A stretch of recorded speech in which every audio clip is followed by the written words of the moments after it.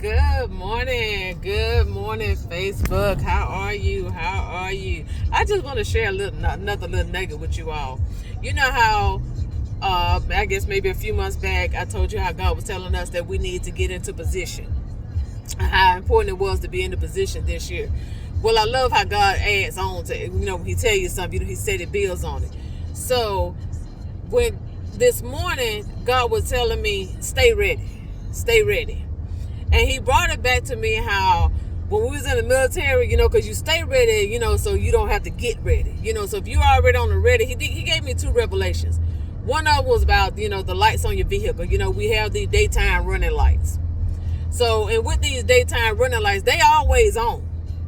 But when it's nighttime, that's when they show up. That's when they show. You know what I'm saying? So they forever on. You can't tell it. But when that night hit, those lights are ready. You ain't got to do nothing. It's already in position. It's already set to be on. So when that night started coming, the lights already ready. So what he was sharing with me again, the other revelation he gave me about how in the military we used to be at the range. And how important it is to be in the right position. See, on that car, that light is already in the position to stay on. So you ain't got to get into position. So when we're in the range in the military, we listen to the tower, and the tower tell us that we got to get into a certain position, depending on, we had it called the prone position. You would get in the prone position, and you at the ready. Your selector lever is already placed on, semi or whatever needs to be on. Your weapon is already in position. You're already in that prone position. Only thing you doing is waiting on the target to pop up so you can shoot. And so what God was saying was, on this morning, we need to make sure that we staying in the ready so we ain't got to get in position. And so what he was doing in 2024 was he was telling us to get into position so we already be ready for these attacks that's coming. So that's why it was so important when God was telling you to move last year, you moved. When God was telling you to study more, to fast more, to position yourself to fast more, to position yourself to pray more. When he was putting that burning in your spirit, for some reason I need to fast. For some reason that don't taste right no more. He's getting us in position. So when these attacks happen, we already in the ready. See, I learned, even sometimes, again, going back to the military, even sometimes when our weapon was already in position, we didn't have to pick it up to get ready. It was already in the ready. We just waiting on the target. We just waiting on the opportunity. And if you got some of us that was a little overzealous, that was the only thing we were waiting on was that target. And we had one called Fast Freddy. We knew that Freddy was the quickest target that was going to come up and the quickest one that was going to go down. And it was also the closest one to us. So we waiting on Fast Freddy. We waiting on that target to pop up so we can shoot it down. So in the spiritual realm on this side, we got to be in the ready. So when those attacks come, we ready for Fast Freddy. We already got our finger on the trigger and we ready to go. All we saying is where you coming from.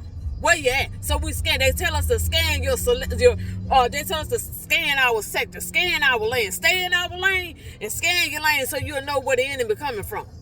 So if you're in the ready and you already asking God for discernment, you already asking God to say, okay, God, prepare me for what's to come as you building me up. I know some attacks is gonna come, but God, I'm in the right position, so now I can see. Oh my goodness.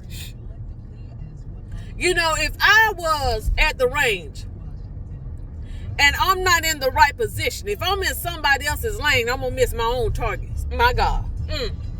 My God. If I'm in somebody else's lane, I'm going to miss my own target. For those of you who want the scripture, I'm always messing with people because they always tell me, you ain't got no scripture, you ain't got no scripture. Let me give you one this morning. You know the scripture where I think it's Jesus was walking with Peter, and I think it said John was following behind them. Now, Jesus is talking to Peter about what he had for him. Peter started looking behind him, saying, well, what about him? And Jesus said, what business is that of yours if I decide to let him stay here till I come? Follow me. Do what I'm telling you to do. Pay attention to what I'm telling you. In other words, Peter, stay in your own lane with the instructions that I'm giving you and stop worrying about what I got John doing. What if he is following us? He can't take from you what I got for you. And you can't take from him what I got for him. So in this year, stay in your own lane. Stay in your own lane. Get in your rightful position in God. Scan your own sector. Stay in the ready. Watch your own targets. Stop fighting other people's battles that you ain't supposed to fight. Stay out of, oh my goodness. Stop being busybodies in other people's matters. And can I help you out, leaders? Because I know some of you all got offended the other day when I said, make sure that the people hear God's voice than they hear anybody else's. Let me clarify something. I'm not saying nobody don't need a leader or a pastor or none of that. What I'm saying is they need to make sure that they hear God's voice louder than they hear yours. They need to make sure that they hear God's voice louder than they hear anyone else's. See, that goes with that scripture that tells us as leaders to equip the saints for the work of the ministry. If you're teaching them to hear your voice or to do what you say over doing and hearing what God say, there's a problem. And if you got offended, that is why, because you know you want the people to follow you instead of following Christ, and that's a problem. See, and I know you're getting offended. I know that hurt. I know they got offended, but listen to me. And this is something that God has been sharing with me. As leaders, if we learn to lead people to Christ, it'll take so much off our shoulders. If we teach them how to hear God's voice, if we teach them how to trust what God is telling them, it'll alleviate such a burden off of you. It'll alleviate you feeling like you have to control your people and having them to do whatever you say so you can have that say so that one up on them. God didn't design for you to do that. God didn't design for you to carry everybody's burden that's in your ministry. You have a family. You have your relationship with God.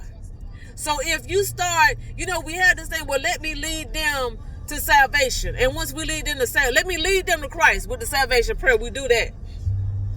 But then after that, we tell them to follow us. Do what we want you to do, how we want us to do it. That's a problem. When we lead them to salvation, we should also be leading them to Christ. Let me show you how to hear God's voice for yourself. Let me show you how to trust God. It will take so much of a burden off of the leaders if you teach them how to trust in God. If you teach them to trust what God is telling them and teaching them and leading them. And here's the thing, and I know you're going to get mad, but it's all right. Jesus only spent, about 3 years with his disciples, and then he sent them out. Did they know everything? No. But they do enough to where God could trust them to go out. My God. Leaders, if y'all could get that in your spirit. Jesus did not have them people sitting up under him for the rest of their life. He allowed them. He taught them what he needed to teach them. And then he trusted them to move out and do what they need to do. If we could get enough leaders to trust what God is entrusting you for his people and let them go.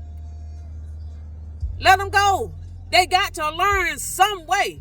They're going to make mistakes. You made mistakes. And I know I've said this before in the past in one of my other videos. But guess what? You're going to have to let the people go. You keep holding them. Holding them. Now they ain't ready yet. They ain't ready yet. Truth be told, you wasn't ready when you stepped out. But you learned. The only way they're going to learn is if they step out. And pastors, it's okay to let them go. You're not God. You're not Christ. Let them go. They got to learn. They got to know God's voice for themselves. Think about a baby. That baby may be out there crying and crying and crying. But in the midst of everything, they know their mama's and their daddy's voice. They know those that are close to them.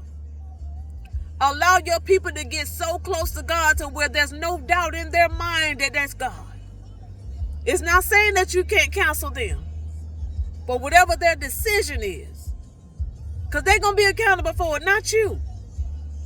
You're not going to be able to stand before God for them and say, well, I did tell them to do it. You're going to be too busy giving account to God for your own actions, not for theirs. And if we was to get back that fear of God, we'll stop a lot of this stuff that we're doing in the church. We'll stop a lot of this stuff that we're hindering people. And I know I went off track, but at the same time, if you would do those things, it's going to help you get in position, and it's going to help your people get in the position. We got to get the fear of the Lord back. Because if you're scared of God, when you're referencing God, I'm going to be in this position and I ain't going to move. See, one of the things they taught us in the military, one of the general orders that I always remember, the first one is I will guard everything within the limits of my post and quit my post only when properly relieved. And once you understand that, I ain't leaving my post. Come what may, I'm not leaving my post. I'm not going to stop doing what God called me to do until he relieves me, till he sends somebody to relieve me. And guess what? I ain't giving my post up to just anybody. My God. But when God tell me, that's enough, I relieved you of your duty. My God. When he say that, some of us will be relieved of our duty and it's time for us to go home. Some of us will be relieved from our duties because we ain't doing what we're supposed to be doing. Some of us will be relieved from our duty because you know what? It's time for you to give that torch to somebody else.